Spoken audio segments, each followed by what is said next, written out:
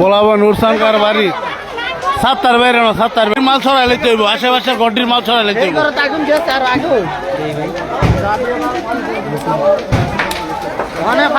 একটা ব্যবস্থা করতে হইব বিরাট বড় আগুন গোলাবো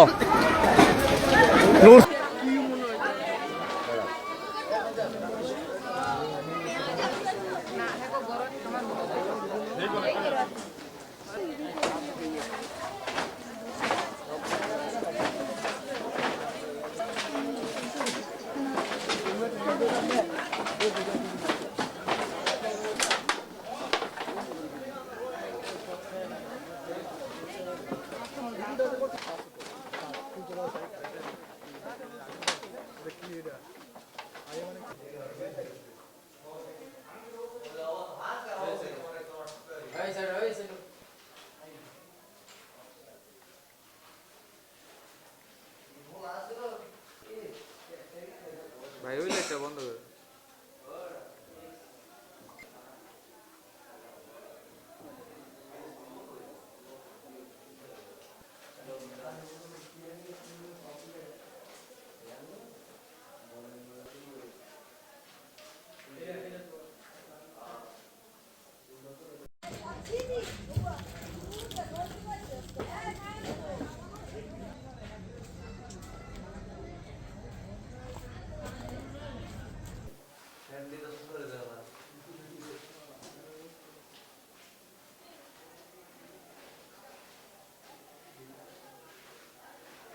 আমার বাড়িতে আগুন লাগছে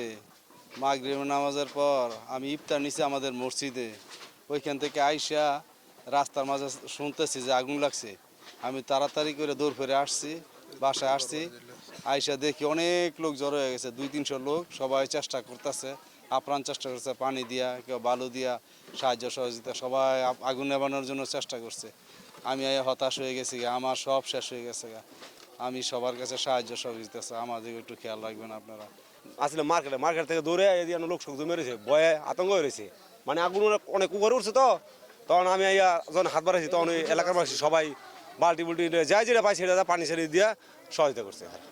বৈদ্যুতিক যে মিটার থেকে পুরো ঘরে আগুনটা ছড়াই গেছে আগুনটা পুরো ঘরের উপরে ছড়াই গেছে পরে আমরা সবাই দেখলাম দূর থেকে যাই যে মতো দেখছে দৌড়ে আসলো আসার পরে আপনার এই যে পাশে পুকুর ছিল পুকুর থেকেই মানে বালতি পরে হচ্ছে আপনার